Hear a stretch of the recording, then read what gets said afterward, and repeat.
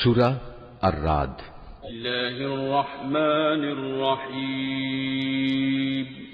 রহমান রহিম আল্লাহ তাআলার নামে। আলিফ লাম মিম র, এগুলো হচ্ছে আল্লাহর কিতাবের আয়াত এবং যা কিছু তোমার মালিকের পক্ষ থেকে তোমার উপর নাজিল করা হয়েছে তার সবই সত্য, যদিও অধিকাংশ মানুষই এর উপর ঈমান আনে না। তিনি আল্লাহ তাআলা যিনি আসমান সমূহ কোন রকম স্তম্ভ ছাড়াই উঁচু করে রেখেছেন, অতঃপর তিনি আরশে সমাসীন হলেন এবং তিনি সূরজ ও চাঁদকে একটি নিয়মের অধীন করে রেখেছেন। গ্রহ তারকার সব কিছুই একটি সুনির্দিষ্ট সময়সীমা পর্যন্ত আবর্তন করতে থাকবে। তিনি সব কাজের পরিকল্পনা ও নিয়ন্ত্রণ করেন। তিনি তার কুদরতের সব নিদর্শন তোমাদের কাছে খুলে খুলে বর্ণনা করেন, যাতে করে তোমরা কিয়ামতের দিন তোমাদের মালিকের সাথে দেখা করার বিষয়টি নিশ্চিতভাবে মেনে নিতে পারো। তিনি তোমাদের জন্য এই জমিন বিস্তৃত করে দিয়েছেন এবং তাতে পাহাড় ও নদী বসিয়ে দিয়েছেন। সেখানে আরো রয়েছে রং বেরঙের ফল ফুল, তাও বানিয়েছেন আবার জোড়ায় জোড়ায়। তিনি দিনকে রাতের পোশাক দ্বারা আচ্ছাদিত করেন। অবশ্যই এ সব কিছুর মাঝে তাদের জন্য প্রচুর নিদর্শন রয়েছে যারা সৃষ্টি প্রক্রিয়া সম্পর্কে চিন্তা ভাবনা করে। জমিনে আবার রয়েছে বিভিন্ন অংশ, কোথাও রয়েছে আঙুরের বাগান, কোথাও শস্যক্ষেত্র, কোথাও আছে খেজুর, তাও কিছু হয়তো এক শির বিশিষ্ট, একটার সাথে আরেকটা জড়ানো, আবার কোনটি আছে একাধিক শির বিশিষ্ট, অথচ এর সব কয়টিকে একই পানি দেয়া হয়। তা সত্ত্বেও আমি স্বাদে গন্ধে এক ফলকে আরেক ফলের উপর প্রাধান্য দিয়ে থাকি। আসলে এ সব কিছুর মধ্যে সে সম্প্রদায়ের জন্য বহু নিদর্শন রয়েছে যারা বোধ শক্তি সম্পন্ন। হে নবী, যদি কোনো কথার উপর তোমার আশ্চর্যান্বিত হতে হয়, তাহলে আশ্চর্য হবার মতো বিষয় হচ্ছে তাদের সে কথা যখন তারা বলে, একবার মাটিতে পরিণত হবার পরও কি আমরা আবার নতুন জীবন লাভ করব? এরা হচ্ছে সেসব লোক যারা তাদের মালিককে অস্বীকার করে। এরা হচ্ছে সেসব লোক যাদের গলদেশে কিয়ামতের দিন লৌহ শৃঙ্খল থাকবে। এরাই হচ্ছে জাহান্নামের অধিবাসী, সেখানে তারা চিরকাল অবস্থান করবে। এরা তোমার কাছে হেদায়েতের কল্যাণের আগে আযাবের অকল্যাণই ত্বরান্বিত করতে চায়, অথচ এদের আগে আযাব নাজিলের বহু দৃষ্টান্ত গত হয়ে গেছে। এতে সন্দেহ নাই তোমার মালিক মানুষের উপর তাদের বহুবিধ জুলুম সত্ত্বেও তাদের প্রতি ক্ষমাশীল, কিন্তু তোমার মালিক শাস্তি দানের বেলায়ও কঠোর। যারা তোমার নবুয়ত অস্বীকার করে তারা বলে, তার মালিকের পক্ষ থেকে কোনো দৃশ্যমান নিদর্শন কেন নাজিল হয় না? তুমি তাদের বলো, তুমি তো হচ্ছ আযাবের একজন সতর্ককারী রসুল মাত্র, আর প্রত্যেক জাতির জন্য এমনই একজন পথপ্রদর্শক আছে। প্রতিটি গর্ভবতী নারী তার ভেতরে যা কিছু বহন করে চলেছে এবং তার জরায়ু সন্তানের যা কিছু বাড়ায় কমায়, তার সবই আল্লাহ তাআলা জানেন। তার কাছে প্রতিটি বস্তুরই একটি পরিমাণ নির্দিষ্ট করা আছে। তিনি দেখা অদেখা সব কিছুই জানেন। তিনি মহান, তিনি সর্বোচ্চ মর্যাদাবান। তোমাদের মাঝে কোনো লোক আস্তে কথা বলুক কিংবা জোরে বলুক, কেউ রাতের অন্ধকারে আত্মগোপন করে থাকুক কিংবা দিনে আলোর মাঝে বিচরণ করুক, এগুলো সবই তার কাছে সমান। মানুষ যে অবস্থায় থাক না কেন, তার জন্য আগে পেছনে একের পর এক আসা ফেরেশতার দল নিয়োজিত থাকে। তারা আল্লাহর আদেশে তাকে হেফাজত করে। আল্লাহ তাআলা কখনো কোনো জাতির অবস্থার পরিবর্তন করেন না যতক্ষণ না তারা নিজেরা নিজেদের অবস্থা পরিবর্তন করে। আল্লাহ তাআলা যখন কোনো জাতির জন্য কোনো বিপদ পাঠাতে চান, তখন তার রদ করার কেউ থাকে না, না তিনি ব্যতীত ওদের কোনো অভিভাবক থাকতে পারে। তিনিই তোমাদের বিদ্যুতের চমক দেখান, তা মানুষের মনে যেমন ভয়ের সঞ্চার করে তেমনি বহু আশারও সঞ্চার করে, এবং তিনি পানি সঞ্চয়নী মেঘমালা সৃষ্টি করেন। আর মেঘের নিষ্প্রাণ গর্জন যেমন তার সপ্রশংস মহিমা ও পবিত্রতা ঘোষণা করে, তেমনি সপ্রাণ ফেরেশতারাও তার ভয়ে তার মাহাত্ম্য ঘোষণা করে।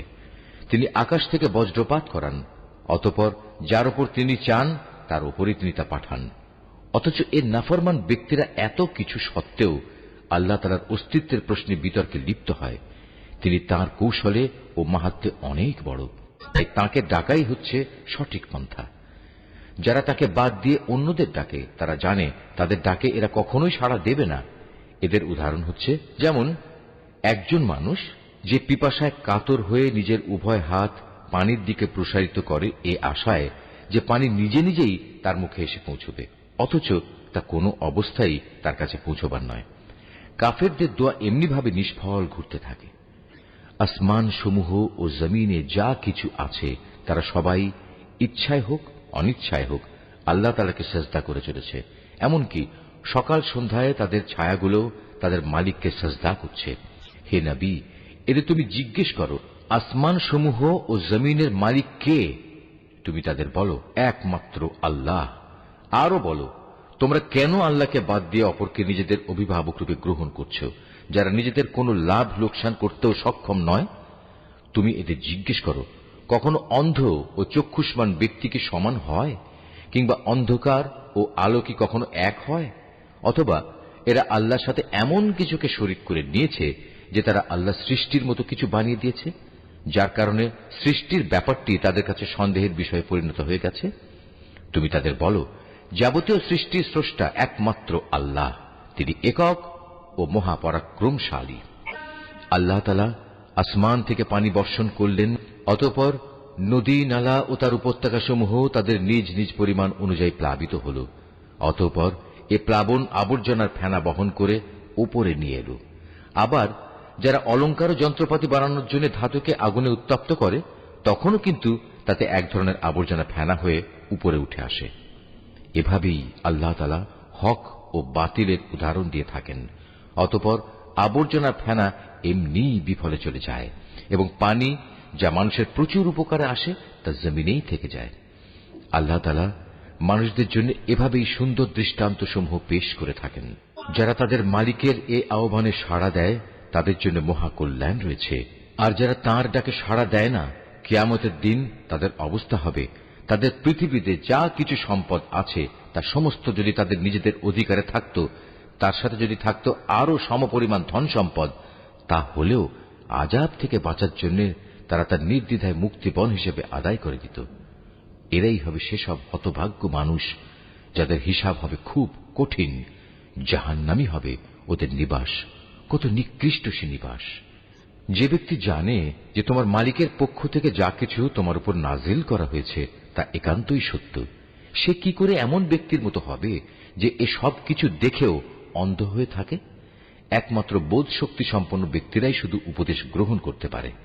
এরা সেসব লোক যারা আল্লাহর সাথে আনুগত্যের চুক্তি মেনে চলে এবং কখনো প্রতিশ্রুতি ভঙ্গ করে না, এবং আল্লাহ তাআলা যেসব মানবীয় সম্পর্ক অক্ষুণ্ণ রাখতে আদেশ করেছেন যারা তা অক্ষুণ্ণ রেখে চলে, যারা নিজেদের মালিককে ভয় করে, আরো যারা ভয় করে কিয়ামতের কঠোর হিসাবকে, যারা তাদের মালিকের সন্তুষ্টি লাভের জন্য বিপদ মুসিবতে ধৈর্য ধারণ করে, যথারীতি নামাজ কায়েম করে, আমি তাদের যে রিজিক দিয়েছি তা থেকে তারা আমারই পথে খরচ করে, গোপনে কিংবা প্রকাশ্যে।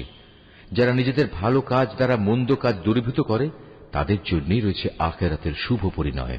সেটা হচ্ছে এক চিরস্থায়ী জান্নাত। সেখানে তারা নিজেরা যেমনি প্রবেশ করবে, তেমনি তাদের পিতামাতা, তাদের স্বামী স্ত্রী ও সন্তান সন্ততিদের মধ্যে যারা নেক কাজ করেছে তারাও প্রবেশ করবে জান্নাতের প্রতিটি দরজা দিয়ে। তাদের অভ্যর্থনা জানানোর জন্য ফেরেশতারাও তাদের কাছে আসবে। তারা বলবে, আজ তোমাদের উপর শান্তি বর্ষিত হোক। দুনিয়ার জীবনে তোমরা যে পরিমাণ ধৈর্য ধারণ করেছ, এটা হচ্ছে তার বিনিময়। আখিরাতের ঘরটি কত উৎকৃষ্ট। অপরদিকে যারা আল্লাহর সাথে ইবাদতের প্রতিশ্রুতিতে আবদ্ধ হওয়ার পর তা ভঙ্গ করে, যেসব সম্পর্ক আল্লাহ তাআলা অক্ষুণ্ণ রাখতে বলেছেন তা ছিন্ন করে, সর্বোপরি আল্লাহর জমিনে বিপর্যয় সৃষ্টি করে বেড়ায়, তাদের জন্য রয়েছে আল্লাহ তাআলার অভিশাপ এবং তাদের জন্যই রয়েছে আখিরাতের নিকৃষ্ট আবাস। আল্লাহ তাআলা যার জীবনোপকরণে প্রশস্ততা দিতে চান তাই করেন, আবার যাকে তিনি চান তার রিজিক সংকীর্ণ করে দেন। আর এরা এ বৈষয়িক জীবনের ধন সম্পদের ব্যাপারেই বেশি উল্লসিত হয়, অথচ আখিরাতের তুলনায় এ পার্থিব জীবন ক্ষণস্থায়ী উপভোগ ছাড়া আর কিছু নয়। হে নবী, যারা তোমার নবুয়ত অস্বীকার করে তারা বলে, তার মালিকের কাছ থেকে তার উপর কোনো অলৌকিক নিদর্শন পাঠানো হল না কেন? তুমি এদের বলো, আল্লাহ তাআলা যাকে ইচ্ছা তাকে বিভ্রান্ত করেন এবং তার কাছে পৌঁছার পথ তিনি তাকেই দেখান যে নিষ্ঠার সাথে তার অভিমুখী হয়।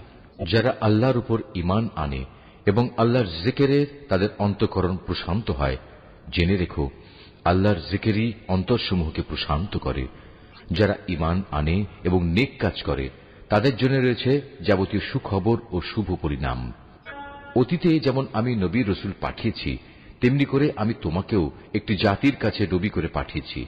এর আগে অনেক কয়েকটি জাতি অতিবাহিত হয়ে গেছে, যাতে করে তোমরা তাদের কাছে সে কিতাব পড়ে শোনাতে পারো, যা আমি তোমার উপর ওহী করে পাঠিয়েছি।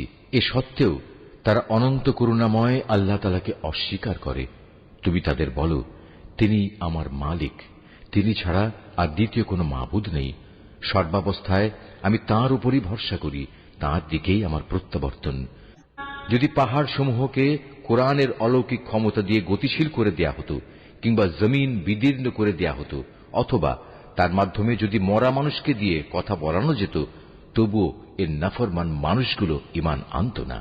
কিন্তু আসমান জমিনের সমস্ত ক্ষমতা একমাত্র তাঁরই হাতে। অতঃপর ঈমানদাররা একথা জেনে কি নিরাশ হয়ে পড়ল যে আল্লাহ তাআলা চাইলে সমগ্র মানব সন্তানকেই হেদায়েত দিতে পারতেন? এভাবে যারা কুফরের পথ অবলম্বন করেছে তাদের কোনো না কোনো বিপর্যয় ঘটতেই থাকবে, কিংবা তাদের নিজেদের ওপর না হলেও আশপাশে তা আপতিত হতে থাকবে, যে পর্যন্ত না তাদের জন্য আল্লাহ তাআলার চূড়ান্ত আযাবের ওয়াদা সমাগত হয়। আল্লাহ তাআলা কখনোই প্রতিশ্রুতি ভঙ্গ করেন না। হে নবী, তোমার আগেও নবী রসুলদের ঠাট্টা বিদ্রূপ করা হয়েছে। অতঃপর আমি প্রথমে তাদের কিছু অবকাশ দিয়েছি যারা কুফরি করেছে। এরপর আমি তাদের কঠোর শাস্তি দিয়েছি। কত কঠোর ছিল আমার আযাব! যিনি প্রত্যেকটি মানুষের উপর তাঁর দৃষ্টি প্রতিষ্ঠিত রাখেন যে সে মানুষটি কি পরিমাণ অর্জন করেছে, তিনি কি করে অন্যদের মতো হবেন? ওরা আল্লাহর সাথে শরীক করে রেখেছে। হে নবী, এদের তুমি বলো, ওদের নাম তো তোমরা বলো, অথবা তোমরা কি আল্লাহ তাআলাকে এমন শরীকদের সম্পর্কে খবর দিতে চাচ্ছ যাকে তিনি জানেনই না? ওরা জমিনে কোথায় রয়েছে, অথবা এটা কি তাদের কোনো মুখের কথা মাত্র? আসল কথা হচ্ছে, যারা কুফরি করেছে তাদের চোখে তাদের এই প্রতারণাকে শোভন করে দেয়া হয়েছে।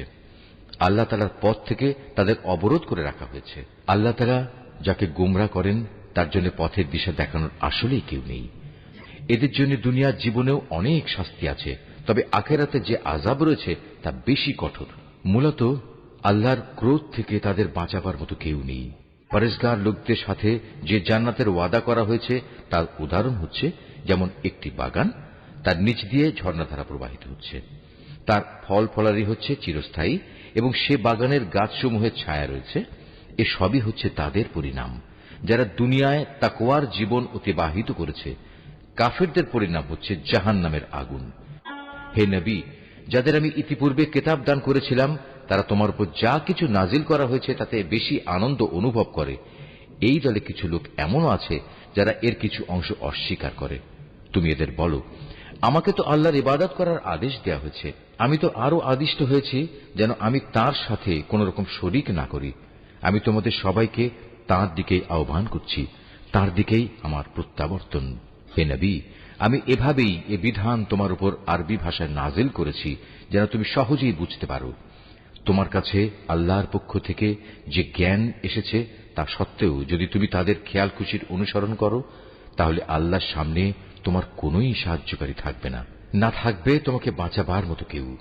হে নবী, তোমার আগেও আমি অনেক রসুল পাঠিয়েছি এবং তাদের জন্য আমি স্ত্রী এবং সন্তান সন্ততিও বানিয়েছিলাম। কোন রসুলের কাজ এটা নয় যে আল্লাহর অনুমতি ছাড়া একটি আয়াত সে পেশ করবে। মূলত প্রতিটি যুগের জন্যই ছিল এক একটি কিতাব, আর সেসব কিছুর মাঝ থেকে আল্লাহ তাআলা যা কিছু চান তা বাতিল করে দেন এবং যা কিছু ইচ্ছা করেন তা পরবর্তী যুগের জন্য বহাল রেখে দেন। মূল গ্রন্থ তো তাঁর কাছেই মজুদ থাকে। হে নবী, যে আযাবের ওয়াদা আমি এদের সাথে করি তার কিছু অংশ যদি তোমার জীবদ্দশায় আমি তোমাকে দেখিয়ে দিই, কিংবা তার আগেই যদি আমি তোমাকে মৃত্যু দিই, তাহলে তোমার উদ্বিগ্ন হওয়ার কিছু নেই। কেননা তোমার কাজ তো হচ্ছে আমার কথাগুলো পৌঁছে দেয়া, আর আমার কাজ হচ্ছে অমান্যকারীদের কাছ থেকে তার যথাযথ হিসাব বুঝে নেয়া। এরা কি দেখতে পায় না যে আমি তাদের জমিন চার দিক থেকে আস্তে আস্তে সংকুচিত করে আনছি? আল্লাহ তাআলা যা চান সে আদেশ জারি করেন, তার সে আদেশ উল্টে দেওয়ার কেউই নেই। তিনি হিসাব গ্রহণে খুবই তৎপর। যারা এদের আগে অতিবাহিত হয়ে গেছে তারা বড় বড় ধোঁকা প্রতারণার আশ্রয় নিয়েছিল, কিন্তু যাবতীয় কলা কৌশল তো আল্লাহ তাআলার জন্যই, কেননা তিনিই জানেন প্রতিটি ব্যক্তি কখন কি অর্জন করে। অচিরেই কাফেররা জানতে পারবে আখিরাতে সুখ নিবাস কাদের জন্য তৈরি করে রাখা হয়েছে। নবী, যারা আল্লাহ তাআলাকে অস্বীকার করে তারা বলে, তুমি নবী নও, তুমি ওদের বলে দাও, আমার এবং তোমাদের মাঝে আমার নবুয়তের সাক্ষ্যের ব্যাপারে আল্লাহর সাক্ষ্যই যথেষ্ট। উপরন্তু যার কাছে পূর্ববর্তী কিতাবের জ্ঞান আছে সেও এ ব্যাপারে সচেতন।